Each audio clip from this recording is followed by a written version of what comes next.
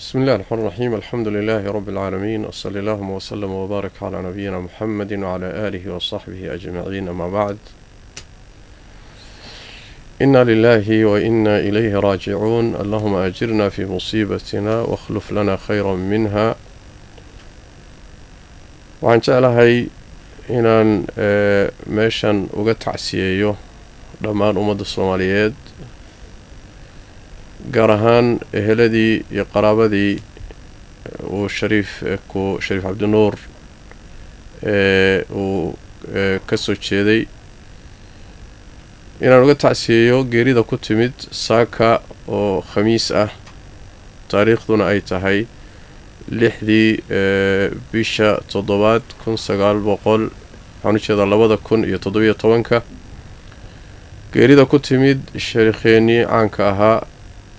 aad noogu weynaa Sheekh Shariif Cabdinuur, Shariif Xasan, Shariif Aadam, Shariif Maqbuul, oo runtii ahaa caalim Soomaaliyeed, abaal weyn ku lahaa ummadda Soomaaliyeed,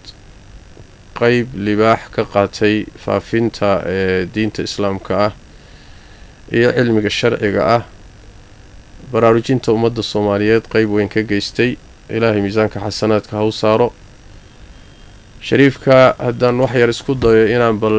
taariikh nololeedkiisii wax yar ka ilaahdo. magaciisu waa saanu sheegay oo dhammaystiran: Shariif Cabdinuur, Shariif Xasan, Shariif Aadam, Shariif Maqbuul. wuxuu dhashay Shariif Cabdinuur taariikhdu markay ahayd 1941. wuxuu ku dhashay deegaanka hadda loo yaqaano Nogob, ereyada magaalada Fiiq, muxuu ahaayey dhulkaasuu ka soo jeedaa asal ahaan.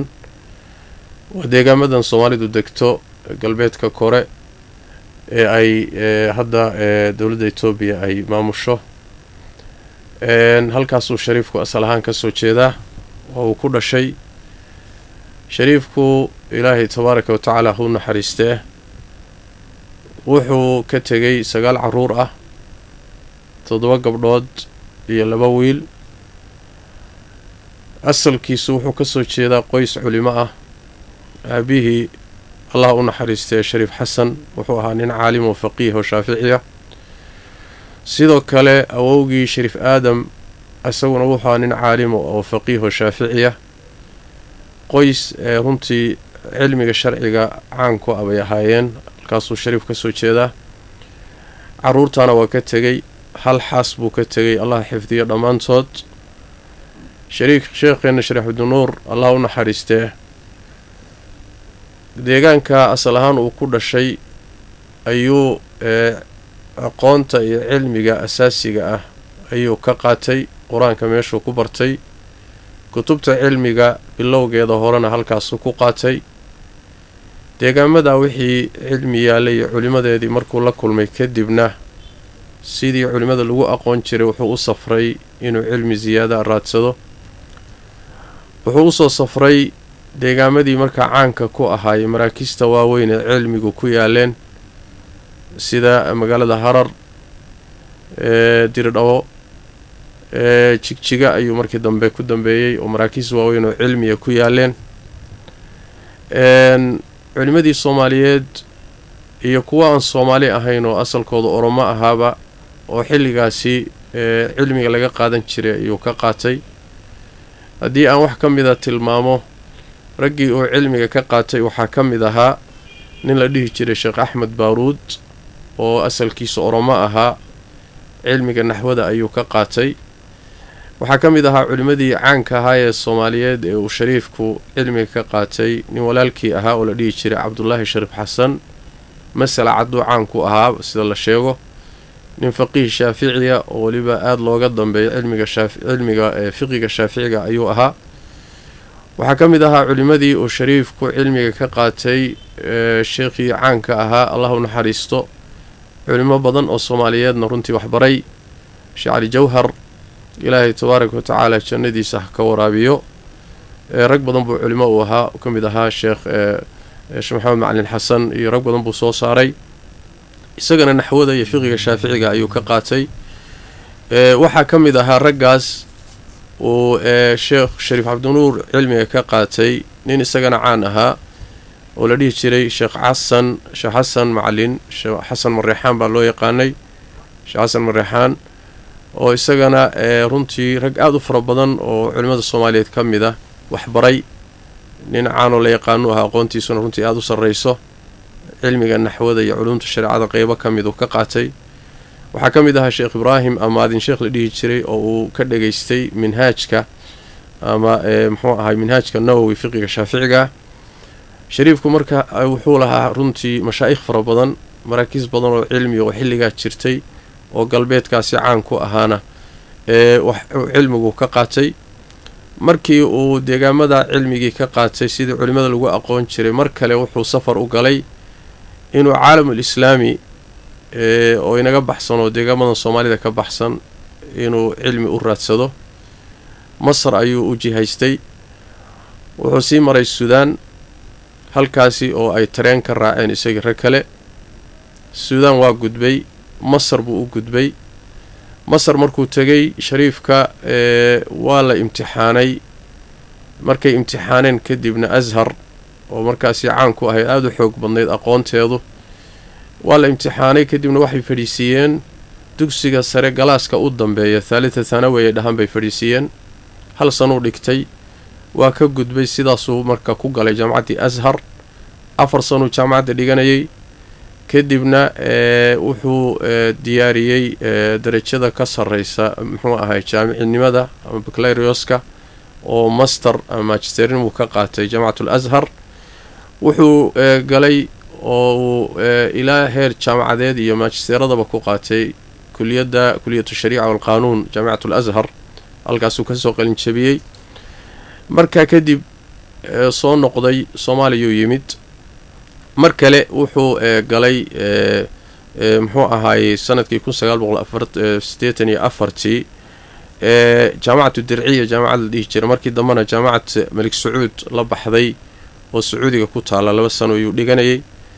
macadul a'ima oo raabitat alcaalam islaami raacsan oo maka ku yaala ayuu haddana u wareegay oo iyadana 2 sano joogay. shariifku meelahaasoo dhan deegaamadaasoo dhan caalamul islaamiga wuxuu u maray aqoon kororsi. soomaaliya uu kusoo laabtay markii uu ashar ka yimid. soomaaliya oo dalkiisii ahayd deegaankiisii ahayd buu kusoo laabtay. kadibna shariifku halkaas ayuu bilaabay inuu ummaddiisii wax u qabto, inuu dadka waxbaro. wuxuu meelo kala gedisan buu kasoo shaqeeyey. macad la dhihi jiray bolitechnico oo muqdisho ku yaalay ayuu macallin ka noqday sida la ii sheegay. madbacaddii qaranka ayuu kasoo shaqeeyey. kuliyadda la foole ayuu macallinka ahaa muddo dheer ilaa waddanku ka burburayay oo burburkii soomaaliya ka dhacay. wuxuu masaajidda muqdisho ayuu in badan oo ka mida duruusaha ka akhrin jiray oo xeer badani ay wax kaga akhrisan jirtay iyo ummadda guud ahaanba. markii burburkii soomaaliya dhacay, shariifku wuxuu ka mid ahaa dadkii soo qaxay oo kenya ayuu noogu yimid. markaas muddo ayuu kenya nala joogay, nairobi joogay. marka kadibna wuxuu u wareegay magaalada maka oo ilaa muddadaas ilaa hadda uu ku sugnaa ilaa uu saaka ka geeriyoodo tii ilaahay tabaaraka watacaala tii alla ugu timid. shariifku maraaxiishaasi ayuu maray. runtii muddo dheer buu shariifku xanuunsanayay si la ogsoon yahay. markii lasoo qaxay waa dhaawacmay oo muxuu ahaayey niman oo dhuljiifa oo mooryaana baa xabad ku dhuftay isagoo gaari saaran. kadibna waqti kadibna waxaa ku dhuftay dhiikar baa ku dhuftay. kadibna shariifku waa jilcay, waa iska sii jilcay muddo. maka ayuu yaalay. xaaladiisuna marka dambaysa waa sii jilcahayay. ilaahay waxaan rajaynaynaa muddadaa dheer ee shariifku xanuunsanayay inuu dembi dhaaf uga dhigo, waasaan rajaynaynaa insha allahu tacaala, ilaahayna weydiisanayno. shariif cabdinuur calayhi raxmatullah wuxuu ka mid ahaa culimmadii nidaamyadii dowladdii soomaaliya ay xidhay 1968 ayuu mar xabsi galay isagoo asir ka yimid oo jaamacadda ka yimid. marka wuxuu ahaa runtii ragga culimada Soomaaliyeed la tirsada ayuu ahaa wuxuu caan ku noqday faafinta cilmiga xadiidka wuxuu kamid ahaa saddex nin oo culimada Soomaaliyeed kamid ah oo runtii cilmigoodu aad u faafay saameyn aad u ballaaran ummadda Soomaaliyeed ku yeeshay waxaa kamid ahaa Sheekh Maxamed Macalin Xasan Allahu naxariisto runtii tafsiirkiisii uu duubay iyo marxaladii uu ku soo hagaagay iyo nidaamkii shiyuuciyada ahaa hanti wadaaga ahaa ilhaadka ku salaysnaa oo sheekhu raggii culimada ka hortagay uu kamid ahaa tafsiirkiisii caanka ah ee saameynta faraha badan lahaa waxaa kamid ahaa oo ninka labaadii uu ahaa Sheekh Umar Faaruq Allahu naxariisto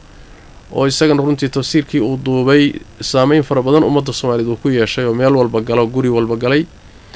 shariifku labadoodaba wuxuu kaga gedisnaa Shariif Cabdinuur alayhi raxmatullah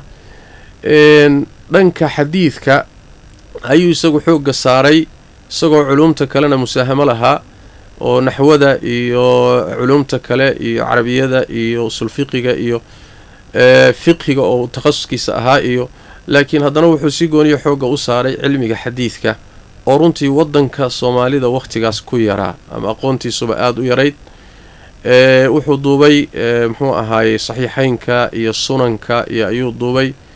oo dhalinyaradii ummaddu aad uga faa'iideysatay ilaa maantana laga faa'iideysanayo la intifaacsanayo waxaan dhihi karaa runtii dowr weyn iyo kaalin weyn ayuu ku lahaa ummadda Soomaaliyeed ee baraarugeeda diineed isbedelka dhacay kaalin weyn buu shariifku ku lahaa Ilaahay tabaaraka wa tacaala miisaanka xasanaadka ha u saaro adoon Ilaahay looma amaano oo Ilaahay baa isaga naga yaqaan adoomadiisa sida nabigu sallallahu alayhi wasallam muxuu ahaayay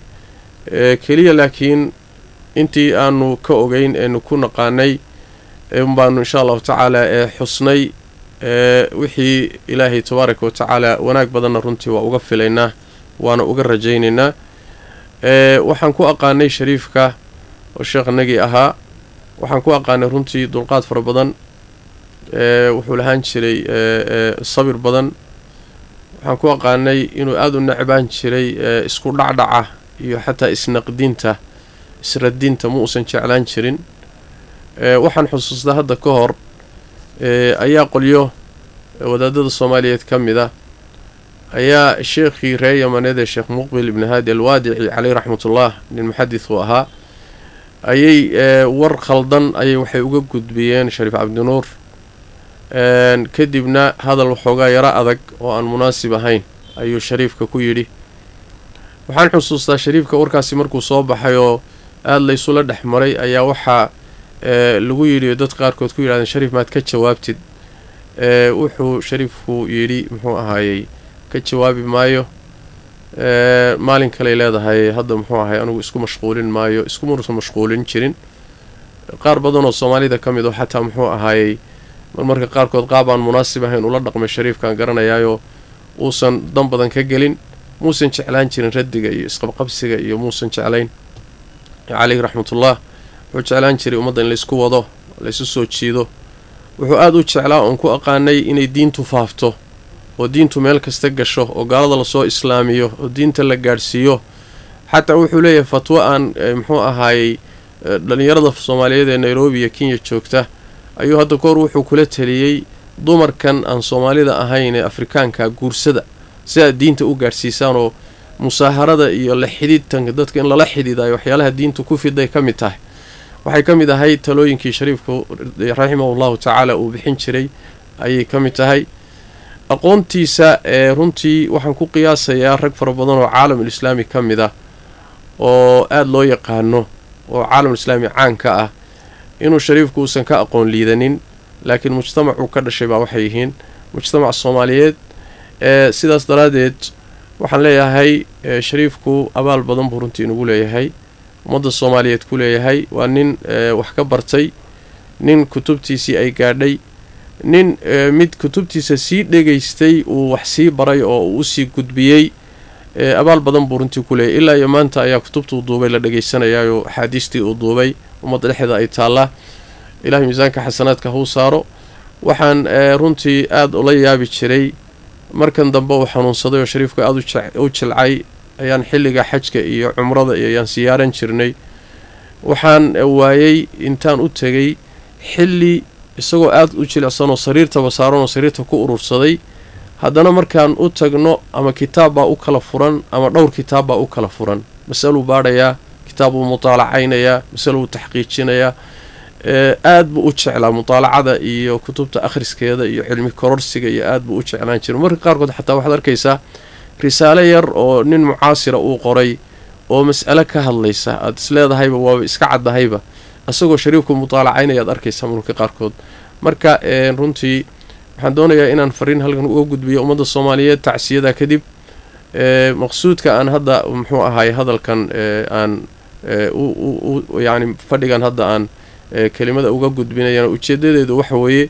wixii uu sameeyey iyo camalkiisii iyo ilaahay miisaankiisay taallaa ilaahay baana tabaaraka wa tacaala xisaabin annaguna rajo badan baan qabnaa in ilaahay tabaaraka wa tacaala u naxariisan una dembi dhaafi waana u rajaynaynaa muxuu ahay mu'miniintu waa markhaatiyada ilaahay tabaaraka wa tacaala dhulka joogay wanaag iyo khayr baan ku naqaanay inta aan doonayo inaan gudbiyo ujeedadeena muhiimkaana ay tahay waxa weeye ummadda Soomaaliyeed waxaan doonayaa inaan idhaahdo shariifka ha loo soo duceeyo ilaahay ha loo soo baryo ducada mu'miniinta iyo baryada muslimiinta waa maqbuul ruux muslima ruux kastoo muslim ah oo geeriyooday baa loo duceeyaa culimada ummadda abaalka ku leh gacanta ku leh dadaalka kulana way ka sii xag jirtaayoo iyadu waalid oo kale weeye sidaas daraadeed cid kastoo fariintaasi gaadho ama shariifka geeridiisaba ka warhela insha Allah ta'ala shariifka loo soo duceeyo ilaahayna tabaaraka wa ta'ala waxaan leenahay Allah naxariisto ilaahana Allahna tabaaraka wa ta'ala hu dimi dhaafo Allah tabaaraka wa ta'ala darajadiisa sidiqiinta iyo shuhadada iyo saalixiinta Allah haleejiyo ilaahay jannadiisa firdaws ha geeyo qabriga iyo fitankiisa iyo imtixaankiisa Allah ka badbaadiyo culimadii caamiliinta ahaa caanka ahaa iyo salafka iyo saxaabadii Allah haleeshiyo ilaahayna tabaaraka wa ta'ala intuu ka tagay Allah xifdiyo sabir khayb qaba Allah waafajiyo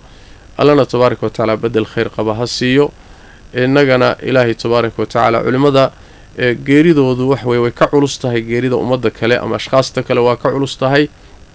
waxayna tilmaamaysaa runtii culimada dhamaadkooda in culimadu dhamaadaan oo mid u baxaan